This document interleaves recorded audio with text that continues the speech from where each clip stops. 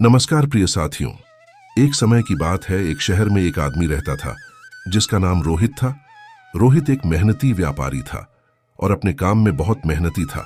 लेकिन रोहित की सबसे बड़ी समस्या थी चिंता। वह एक साधारण जीवन जीता था, परंतु उसकी मनमानी चिंता उसे हमेशा तंग करती रहती थी। रोज वह अपने कामों को करते हुए अपने मन के कोने में यह सोचता रहता कि आने वाला कल कैसा होगा। रोहित को हमेशा यह लगता था कि उसका भविष्य अनिश्चित है। उसे लगता था कि वह किसी अच्छे या बुरे काल के सामने है, जिससे उसका जीवन पूरी तरह से प्रभावित हो जाएगा। वह अपनी चिंताओं में इतना हो जाता कि उसका आदमीत्व भी प्रभावित हो जाता। सुबह उठते ही रोहित सोचने लगता था कि आज क्या होगा, क्या काम ठीक से चलेगा, क्या वह पर्याप्त पैसा कमा पाएगा, क्या उसका परिवार खुश रहेगा। इन सवालों का जवाब ना होने के कारण उसके मन में एक तूफान उठ खड़ा होता। रात भर नींद न आने के कारण उसकी आंखें सूजी हुई रहती। सुबह होते ही वह थका हुआ और निराश महसूस करता।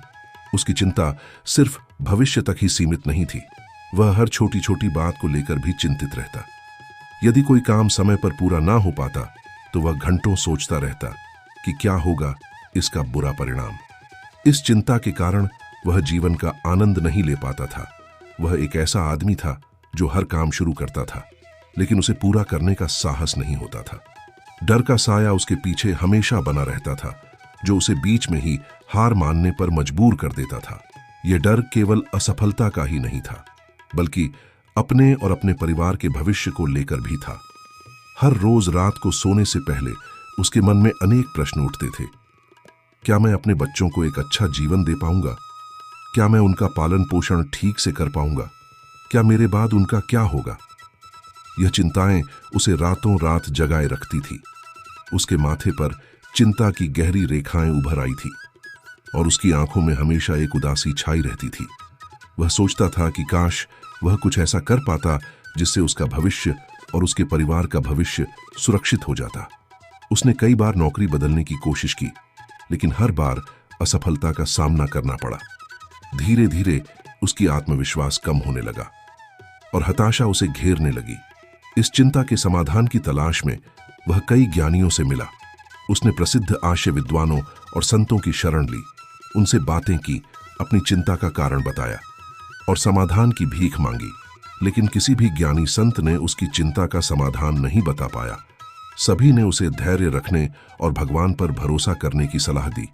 निराश होकर वह अपने मित्रों और सगे संबंधियों से भी इस बारे में बात करने लगा।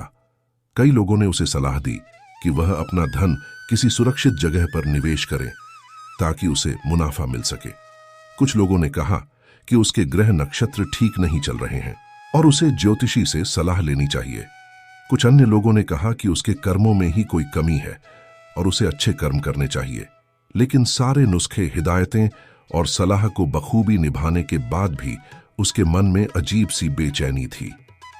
एक दिन उसे इतनी परेशानी में देख उसके एक दोस्त ने उसे एक साधु के बारे में बताया।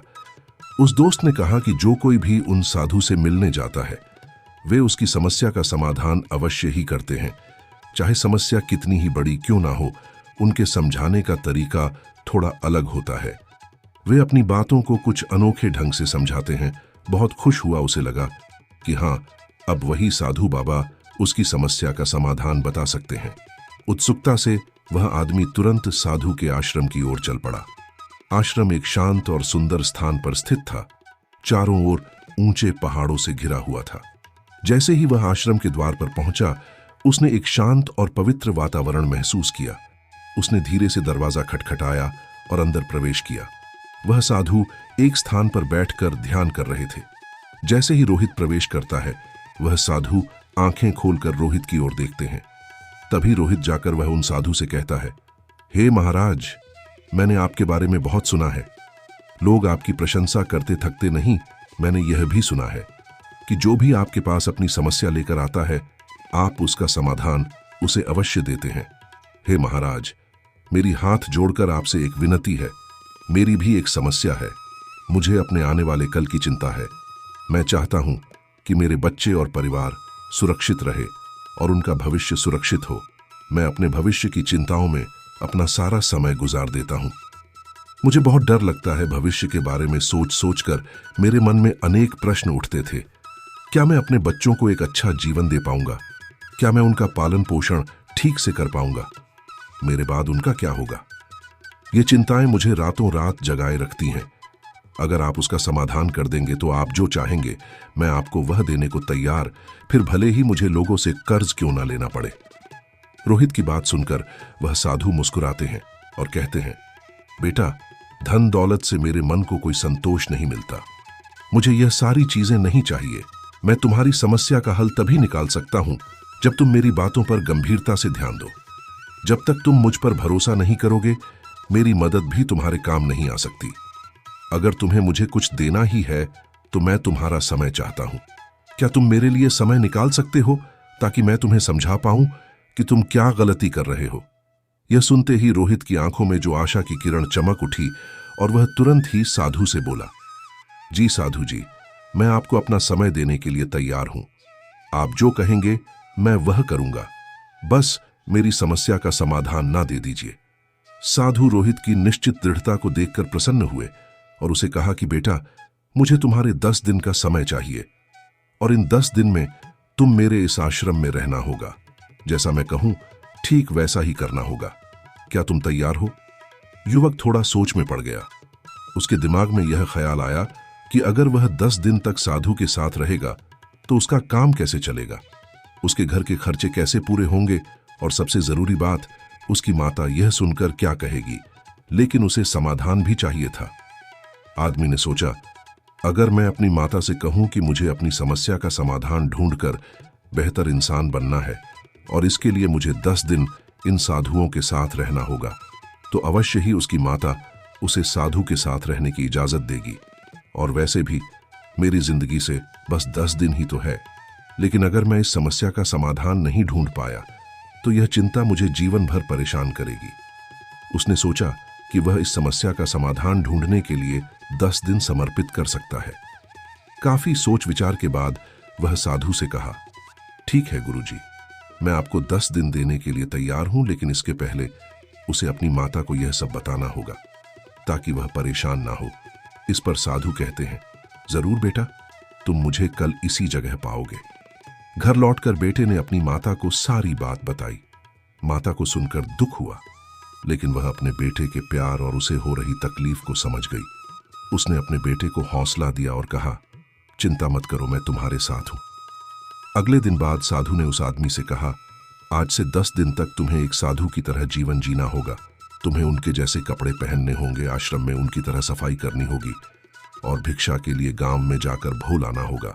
लेकिन एक बात का ध्यान रखना, हर काम करने से पहले अपने मन में यह विचार करना होगा कि यह काम कैसा होगा, क्या मैं इसे पूरा कर पाऊंगा?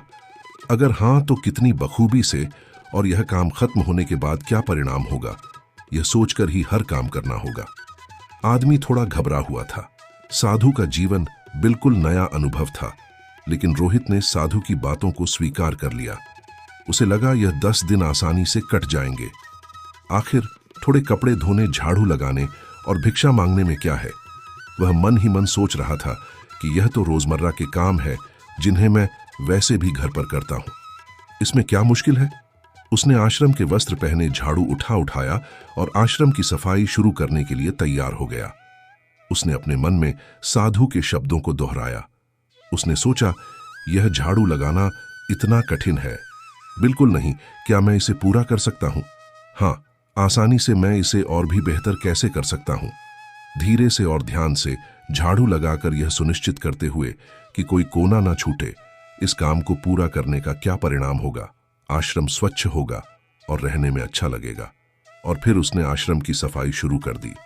जब सब्जियां काटने का समय आया, रोहित ने गुरुजी के कहे अनुसार मन में विचार किया कि यह काम कैसा होगा और इसका क्या परिणाम होगा। कुछ देर सोचने के बाद उसने यह यकीन बिठाया कि यह काम आसान होगा। वह अपने घर में भी अक्सर सब्जियां काटता था और उसे लगा कि इसमें ज्यादा मुश्किल नहीं है। उसने सोचा कि थोड़ी मेहनत और सावधानी से सब्जियां काटने से सबको खुश करना संभव होगा। इस काम के बाद वह आश्रम की रसोई में मदद करने का आनंद लेगा, जिससे सबको समय पर और स्वादिष्ट भोजन मिल सकेगा। रोहित को यह अवसर अन्यों की सेवा करने का एक सुंदर मौका प्रदान करेगा और उसे खुशी होगी कि उसने इस काम में योगदान दिया। जब भिक्षा मांगने का समय आया तो रोहित ने मन में सोचा कि कैसा होगा भिक्षा मांगना। उसने खुद से पूछा कि क्या यह कठिन होगा। फिर रोहित ने सोचा कि भिक्षा मांगने में क्या कठिनाई है। मैं पैसे नहीं मांग रहा, बस एक रोटी या थोड़ा अनाज। मुझे उम्मीद है कि लोग दया दिखाएंगे और मुझे कुछ ना कुछ जरूर देंगे। क्या यह मुश्किल होगा? वह खुद को जवाब देता है, मुझे नहीं लगता। मैं विनम्रता से भिक्षा मांगूंगा और लोगों से सम्मान पूर्वक बात करूंगा तो मुझे लगता है कि वे मेरी मदद करेंगे। रोहित ने आशा की कि वह पर्याप्त भोजन प्राप्त करेगा और आश्रम के लिए भोजन ला पाएगा। उसे लगा कि यह एक अच्छा अनुभव होगा। पहला दिन तो ठीक ठाक गुजरा। उसने आश्रम के वस्त्र पहने, आश्रम की साफ सफाई में हाथ बटा और आसपास के घरों से भिक्षा मांगकर लाया। सब्जियां काटकर उसने रसोई में भी मदद की। लोगों ने उसे सम्मान से भोजन दिया और उसकी कोशिशों की सराहना भी की। उसने सारे काम बखूबी निभाए। रोहित को लगा कि बाकी दिन भी ऐसे ही आसानी से निकल जाएंगे। शाम को साधु के पास बैठकर उसने पूरे दिन के अनुभवों को उन साधु को बताया और कहा, देखा गुरुजी, मैंने सारे काम कर दिए और मैंने काम करने से पहले सोचा भी कि वह कैसे होंगे। साधु ने मुस्कुराते हुए कहते हैं, बात अच्छे, लेकिन याद रखना, जैसा कि अक्सर होता है, जिंदगी हमारी उम्मीदों से थोड़ी अलग चलती है। हर दिन एक जैसा नहीं होता। कल शायद परिस्थिति अलग हो। और ऐसा ही कुछ अगले दिन से रोहित के साथ होने लगा। अगले ही दिन दिक्कतें शुरू हो गईं। भिक्षा मांगते समय एक घरवाली ने उसे डांट दिया, यह कहते हुए कि वह आलसी है और काम करने के बजाय भीख मांग रहा है। रोहित को यह बात चुभ गई। उसने मन ही मन सोचा कि वह तो साधु के आदेश का पालन कर रहा है, फिर भी उसे अपमान सहना पड़ रहा है। फिर एक दिन आश्रम में सब्जियां काटते समय रोहित का हाथ कट। उसे गुस्सा आया कि इतना आसान काम भी वह ठीक से नहीं कर पाया। ऊपर से रात के भोजन में भी सिर्फ रोटी और दाल थी। ऐसा सोचते हुए रोहित ने आश्रम में झाड़ू लगाना शुरू किया। कुछ देर बाद जब उन्होंने आधे हिस्से को साफ कर लिया था, तभी अचानक तेज हवा का झोंका आया। इस झोंके ने बाहर की धूल और मिट्टी को उड़ाकर आश्रम के अंदर ला दिया, जिससे सफाई का काम बेकार हो गया। दिन ते गए और रोहित की परेशानियां बढ़ती गईं। उसे जमीन पर सोने की आदत नहीं थी। उसकी पीठ में दर्द होने लगा। ध्यान के दौरान उसका मन भटकता रहता तो कभी पर्याप्त भिक्षा न मिलने पर रोहित को भूख से व्याकुल होकर आश्रम खाली हाथ लौटना पड़ता था। रोहित को जल्द ही एहसास हुआ कि यह काम उतना आसान नहीं है जितना उसने सोचा था। धीरे रोहित का उत्साह कम होता गया। उसने सोचा था यह 10 दिन आसान होंगे, लेकिन असल में यह काफी मुश्किल भरे निकले। हर रात सोने से पहले वह सोचता था कि यह 10 दिन कब खत्म होंगे। उसने सोचा अगले 10 दिन तो बहुत मुश्किल से कटेंगे। उसने साधु को अपनी परेशानी बताई। उसने कहा, महाराज, आपने जैसा कहा मैं वैसा ही करने की कोशिश कर रहा हूं। मैं हर काम से पहले सोचता हूं कि वह काम कैसा होगा, उसका परिणाम कैसा होगा, पर हर काम में मुझे रुकावट आ रही और दिन ब दिन यह सब बढ़ते जा रहा है और मेरे कोई भी परिणाम वैसा नहीं होता जैसा मैंने उस काम को शुरू करने से पहले सोचा था। मैं क्या करूं, आप ही बताइए। मेरे 10 दिनों में से 4 दिन तो यूं ही कठिन में गुजर गए हैं। साधु ने शांत स्वर में कहा, बेटा चिंता मत करो, मैंने यह सब तुम्हें इसलिए करने के लिए कहा था ताकि तुम समझ पाओ कि ऐसा ही तुम अपने जीवन में भी करते आए हो। तुम इससे पहले अपने जीवन में हर काम को शुरू करने से पहले उसके परिणाम क्या होंगे यह सोचने में अधिकतर समय बिता देते थे। भविष्य में यह कैसा होगा या यह कैसा होना चाहिए, भविष्य में तुम्हारे पास कितना पैसा होगा या फिर पैसा नहीं हुआ तो क्या होगा। लेकिन असली बात तो यह है कि वर्तमान ही तुम्हारा भविष्य बनाता और बिगाड़ है, और तुम तो उन भविष्य के भूतों के बारे में सोचकर डर रहे हो जो असल में तुम्हारे हाथ है ही नहीं। मुझे बताओ, क्या तुम्हारी मृत्यु तुम्हारे हाथ में है? रोहित उन साधु से कहता है। नहीं गुरुजी। साधु रोहित से फिर पूछते हैं, क्या बारिश के ज्यादा या कम गिरना तुम्हारे हाथ में है? रोहित साधु से फिर से कहता है, नहीं गुरुदेव। आगे कहते हैं, तो क्या यह सही नहीं होगा कि तुम उन काल्पनिक भविष्य के डर से भरे हुए भूतों के बारे में सोचना छोड़ के तुम अपने उस सुनहरे भविष्य के बारे में अभी इसी वक्त क्या कर सकते हो वह करो। रोहित गुरुजी के इस ज्ञान को समझते हुए बड़े ही गंभीर तरीके से बातों को अपने अंदर सोखता है और कुछ देर शांत रहने के बाद गुरुजी से पूछते हैं, तो क्या गुरुजी आप ये कह रहे हो कि मैं भविष्य के बारे में सोचना छोड़ दूं, कोई लक्ष्य ना रखूं अपने जीवन में? ऐसे तो मेरे जीवन का कोई अर्थ नहीं रह जाएगा। इस पर वह साधु जोर से हंसते हुए कहते हैं, बेटा, यह तो बेवकूफी होगी। अगर तुम लक्ष्य ही नहीं रखोगे अपने जीवन में तो तुम्हें कैसे पता चलेगा कि किस दिशा में अपने कार्य करने हैं, किन जगहों पर अपनी शक्ति खर्च करनी है। आगे वह साधु कहते हैं कि इस दुनिया में हर किसी को भविष्य के बारे में सोचना चाहिए, लेकिन यह भी याद रखो कि भविष्य के बारे में तुम सिर्फ इसलिए सोच रहे हो ताकि तुम अपनी दिशा तय कर सको, एक लक्ष्य बना सको, ताकि तुम्हें पता हो कि तुम्हें कहां जाना है या क्या बनना है। लेकिन अगर तुम बस उसी के बारे में सोचते रहने की भूल करोगे और वर्तमान में उस लक्ष्य को पाने के लिए कुछ भी नहीं करोगे, तो तुम्हारे जीवन में निराशा और दुख के सिवाय कुछ नहीं बचेगा।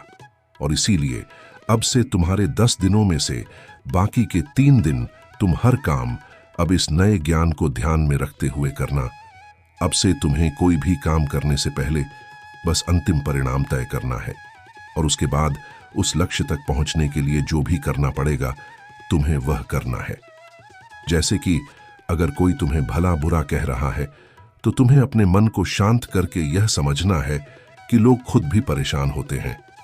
अपनी जिंदगी में वह इतने गुस्सा बस तुम्हें देखकर नहीं हुए हैं, उन्हें माफ करो ताकि वह तुम्हारे मन को तंग ना सके और तुम किसी और इंसान के पास जाओ भिक्षा लाने, या कभी प्राकृतिक तौर पर तुम्हारे लिए कुछ बुरा होता है, जैसे कि हवा के तेज झोंके से मिट्टी आना और तुम्हारे सारे झाड़ू मारने की मेहनत पर फैल जाना, तो इस वक्त तुम हार ना मानकर अपने नए लक्ष्य को पूरा करने के लिए जो भी बन सकता है तुम्हें करना है। जरा सोचो, क्या हो जाएगा अगर तुम्हें और एक बार झाड़ू मारना पड़े? क्या तुम पतले हो जाओगे? क्या तुम मर जाओगे? क्या सिर्फ एक हवा का झोंका ही तुम्हें रुलाने या परेशान करने के लिए काफी है? झाड़ू उठाओ और फिर से मेहनत करो, क्योंकि बेटा, सिर्फ एक चीज है जो हमारे भविष्य को सुरक्षित कर सकती है, और वह है उस भविष्य को पूरा करने के लिए वर्तमान में की गई मेहनत। आगे गुरुदेव रोहित की आंखों में देखकर धीरे से कहते हैं, और मजे की बात तो यह है कि इसी नियम का इस्तेमाल तुम अपने जीवन की कठिनाइयों को भी दूर करने के लिए इस्तेमाल कर सकते हो। तुम्हें अपने परिवार का भविष्य सुखद बनाना था, ना इसी परेशानी को हल करने आए थे ना तुम मेरे पास। रोहित बड़े ही दुख भरे आवाज में कहता है, जी गुरुदेव, मुझे अपने परिवार के भविष्य की बहुत चिंता है गुरुजी। कहते हैं तो इसका मतलब तुम्हें अपना लक्ष्य पता है। बस अब तुम्हें वर्तमान में जो भी करना पड़े वह करना है। उसे पूरा करने के लिए अपने काम में दुगनी मेहनत दो। बस भविष्य के सोचते रहने से वह कभी नहीं बदलेगा। रोहित को अपने विचारों में एक अजीब सी स्पष्टता का अनुभव होता है। कुछ देर शांत बैठकर उसने जो कुछ भी सीखा था उसी से याद रखने का संकल्प लिया। फिर साधु से बोला, गुरुजी, अब मुझे सब समझ में आ गया है। मुझे लगता है कि बाकी के 3 दिन मैं आपके निर्देशों का पालन करूंगा। अब जब मेरे सामने कोई बाधा आएगी तो मैं उसे पार कर लक्ष्य तक पहुंचना कि बेकार के सवालों में उलझकर अपना समय बर्बाद करूंगा। साधु रोहित की दृढ़ता से मुस्कुराए। उन्होंने कहा, बहुत अच्छा रोहित, यही वह भावना है जो तुम्हें सफलता की ओर ले जाएगी।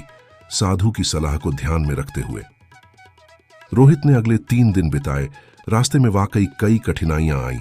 कभी हार मानने का मन होता, कभी रास्ता भटकने का डर लगता, परंतु उसने गुरुजी के शब्दों को याद रखा। उसने सीखे हुए कौशल का प्रयोग किया और दृढ़ता के साथ हर चुनौती को पार किया। धीरे धीरे रोहित को एहसास हुआ कि भविष्य की चिंता करना व्यर्थ है।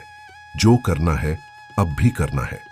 लक्ष्य तक पहुंचने के लिए हर पल को सही से इस्तेमाल करना चाहिए। गुरुदेव को प्रणाम करते हुए रोहित ने कहा, गुरुजी, आपका बहुत बहुत धन्यवाद। आपकी सीख ने मुझे भविष्य की फिक्र से मुक्त कर दिया है। अब मैं जानता हूं कि वर्तमान में जीना ही सबसे महत्वपूर्ण है। रोहित ने गुरुजी को अलविदा कहा और वापस अपने जीवन की ओर चल पड़ा। 3 दिन बाद जब रोहित वापस घर लौटा तो वह पहले से बिल्कुल अलग इंसान था। उसके चेहरे पर एक शांति थी जो पहले कभी नहीं देखी थी। अब वह हर पल का आनंद लेने के लिए तैयार था। चिंता करने से आप न तो भविष्य बदल सकते हैं और न ही उसे रोक सकते हैं। वैसे जो लोग भविष्य की चिंता में डूबे रहते हैं वे अक्सर आज की खुशियों को मिस कर देते हैं। भविष्य की चिंता आपको योजनाबद्ध बनने में मदद करती है। लेकिन यह तभी तक सही है जब तक यह आपकी आज की खुशियों को नहीं खाती।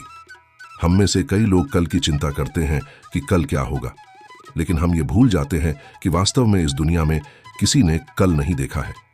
जब भी आप देखें, आपको आज ही दिखेगा। जो समय बीत गया वो कल था, मतलब वह अतीत होता है। हमारे हाथों में केवल वर्तमान है और कल कुदरत के हाथों में है। इसलिए केवल वर्तमान में ही रहे जो आज है। कल की चिंता करना कठिनाइयों का कारण बनता है। इसलिए जब कल जैसी कोई चीज ही नहीं है तो कल की चिंता करने की कोई जरूरत ही नहीं रहती। मित्रों, उम्मीद है हमारा आज का वीडियो जरूर पसंद आया होगा। ऐसे ही वीडियो पाने के लिए हमारे चैनल को सब्सक्राइब करें और हमारे वीडियो को लाइक करें, ज्यादा से ज्यादा शेयर करें। कमेंट सेक्शन में जय श्री कृष्णा जरूर लिखिए। धन्यवाद मित्रों।